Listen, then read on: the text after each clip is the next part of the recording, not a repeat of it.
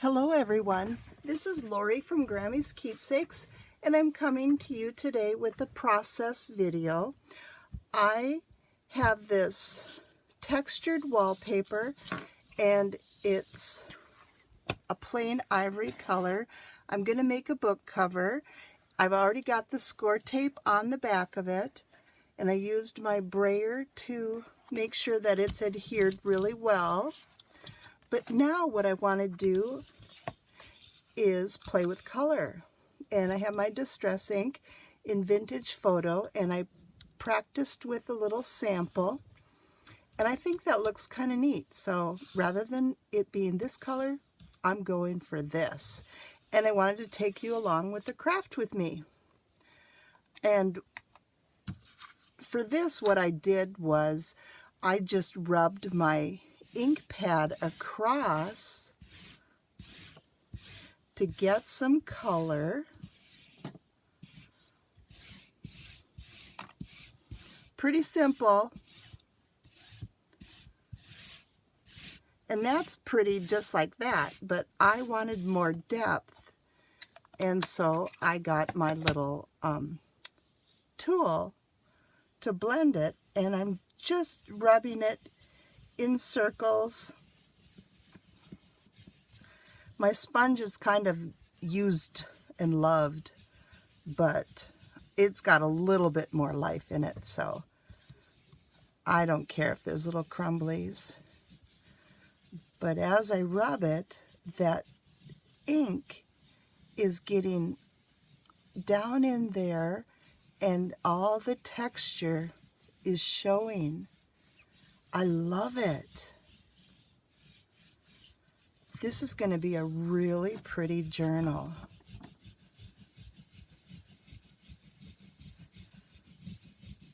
This distress ink is a marvelous product. I imagine it would work with other inks too. I just don't know the drying time, you know, because I don't want it to dry before I'm done with the coloring. I need the blending to be pretty. And if it dried too quickly, it might not be what I'm looking for. But it's worth the practice, of course. The wallpaper cost me nothing, so. But it's such a pretty sample.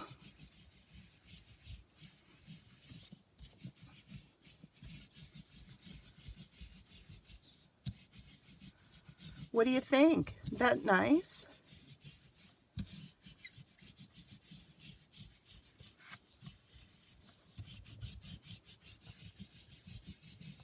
And after the book is done, I can do a little more touch-up if I like, but I think that's really pretty. And now I'll take you along with me while we cover a gutted book. I know you've seen this before, but in case you want a review, I've got it cut to a little over an inch on the top and bottom, and about an inch more than the book. And I'm going to remove the score tape, make sure all my crumblies are gone. And I've used this 6-inch wide roll of score tape, and I get it on Amazon.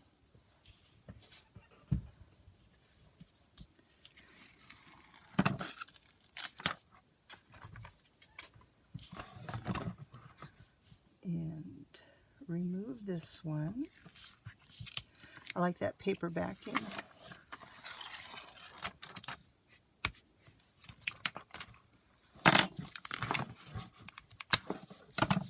Okay, so now the book cover.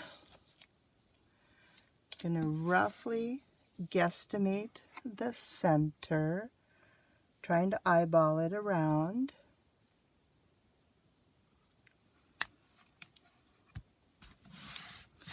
Press down the center, walk the sides over,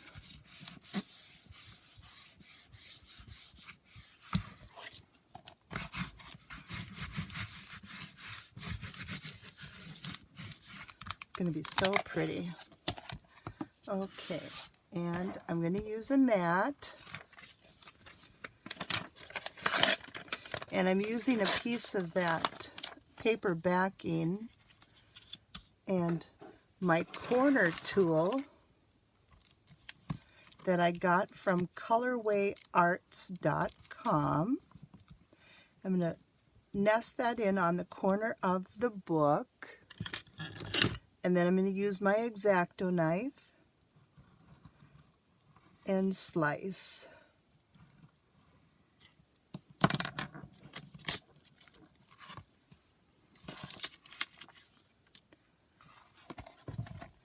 Do that to each of my edges.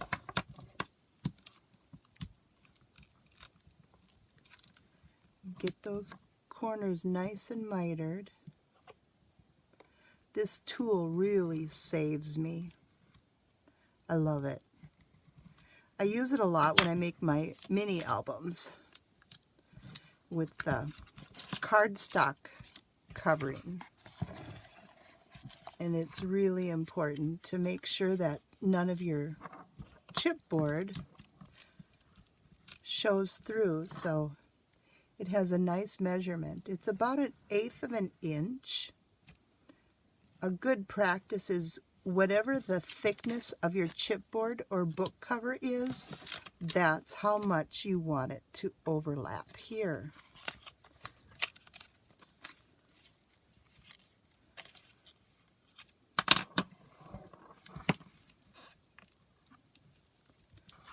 And if I didn't use this paper backing, my corner tool would stick to the score tape, and then I'd have to fight to release it.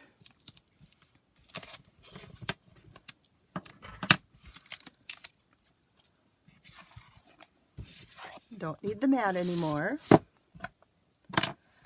Okay, and now I'm going to just fold over my book cover. Help me train the pages. Looks like I got a couple of crumblies from my sponge. I really should change it. But I'm stubborn, aren't I? Okay, let's fold that. Okay, now I'm going to start from the center. I like to start on the side that's away from me and bring it down and then walk it over. Bring it down, walk it over. You can use a brayer, or I have this Teflon bone folder that I love. Nothing sticks to it. It's easy cleanup. It's easy to hold on to. I love it. I got that from Amazon also. I did a search for Teflon bone folders. Now this, I'm starting in the center again, and now I'm going to walk it over. Same thing, walk it over.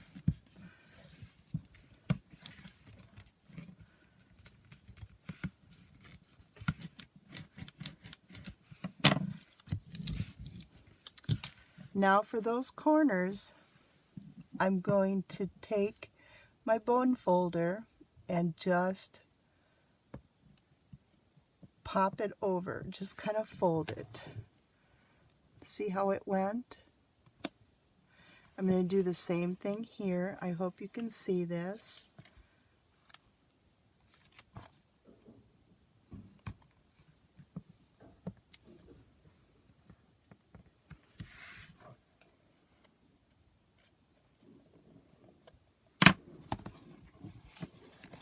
And then I bring over the side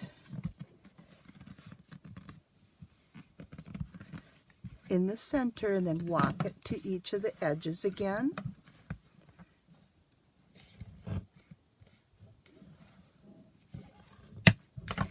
And now I have a really nice mitered corner.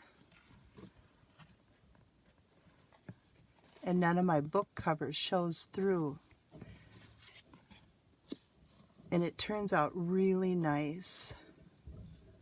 If you want to, you can also use a metal book corner if you would like some added stability or protection, or if you have a little goof up or something, you know, there's ways to hide it. So go for the little metal corner. Nobody will know the difference.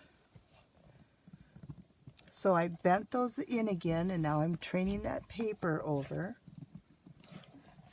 And then I'm going to bring it, starting the center, and then walk it over and burnish it down.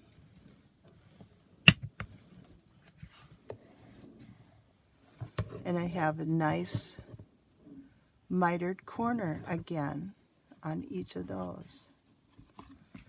I've done hundreds of them, so it looks easy, but it really is easy. You just have to practice a little bit, and you can do it too. And you don't have to have that tool. You can eyeball it or use another piece of chipboard as a guide. And then I like to make sure it's stuck down on my edges also. So that score tape is everywhere. And then you just fold it together. Isn't that going to be a nice journal? I love that. But it looks, the acanthus leaves, I believe it is what these leaves are, this design.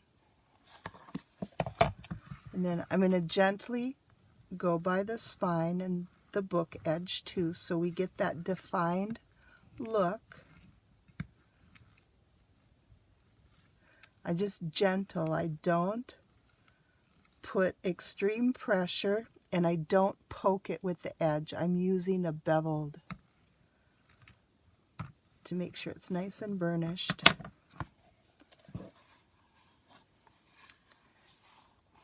And it makes for a nice cover. So I'm going to go ahead and make this journal, and I'm going to make another wood one. This one is a black and gray. It's got some metallic in it, but I've got it ready to go. I think this would make a nice handsome journal also. And I'm going to use tea-dyed papers in this one. And for this one, I don't think I'm going to use any tea-dyed, but I'm going to use a variety of different papers. This would make a nice masculine journal, I believe. But if you want to come along for the ride, I'll go ahead and cover this one too.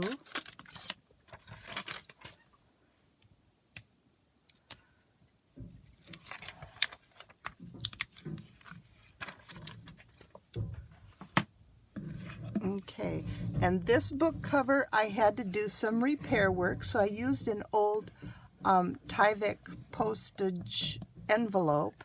This Tyvek, you can't rip it or tear it or anything. It's a wonderful product, and I used this 3-in-1 glue by Beacon to glue it on so it's not going anywhere. So I did the edges on the outside and the bend marks from the inside, and I brought it over for more protection. So centering it, bringing it down,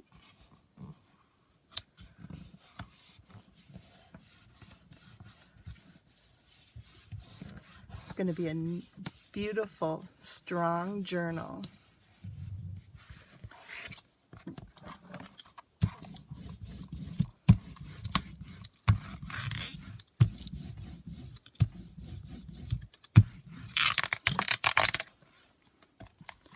Okay, get the mat again.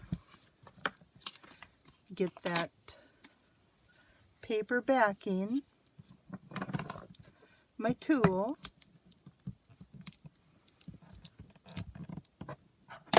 The X-Acto knife. Just be careful, don't cut yourself. I've done that so many times, it's just crazy.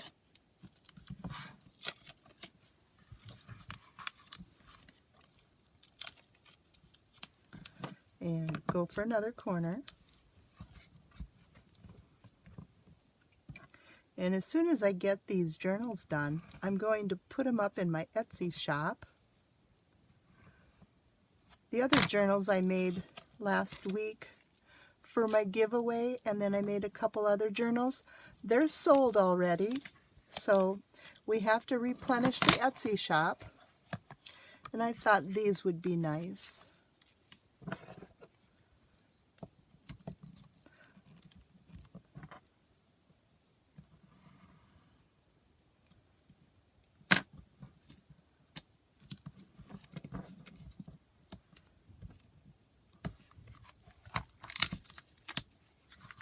One more corner.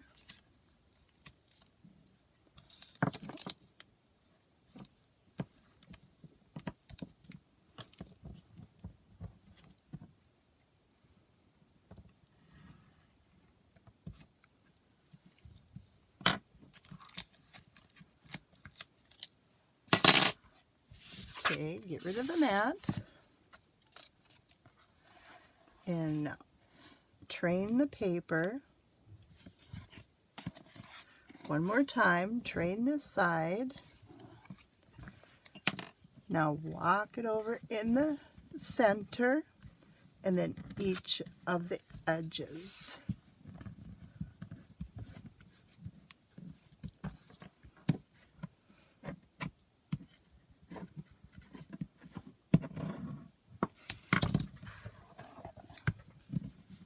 In the center and then to each side.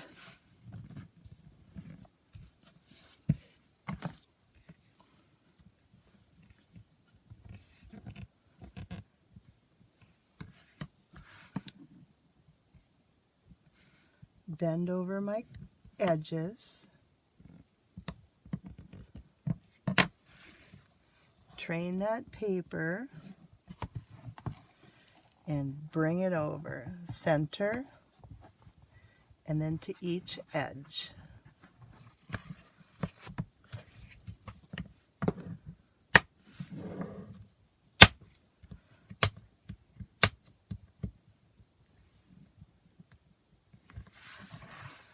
Other side, bring it over, over,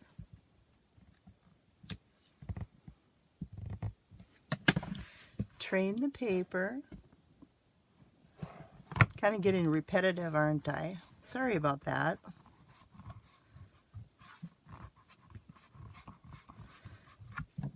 And then burnish it down.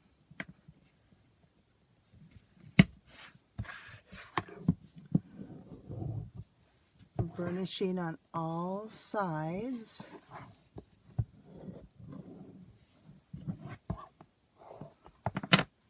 Flip it over. Use a brayer. If you've got it, you might as well use it, right? Nice even pressure. And then I'm feeling for where the front and back covers end and the spine starts. Hard to see with this pattern, so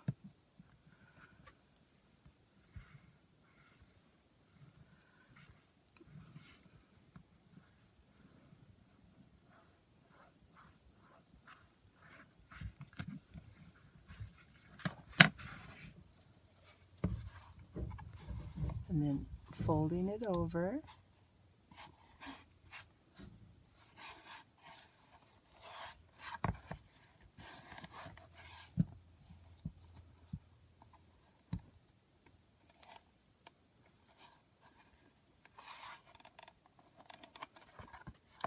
This wallpaper makes a really nice book cover.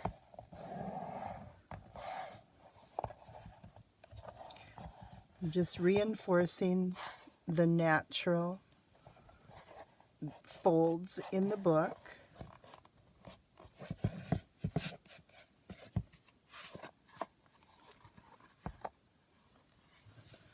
Now the hardest part is going to decide which one should be the front.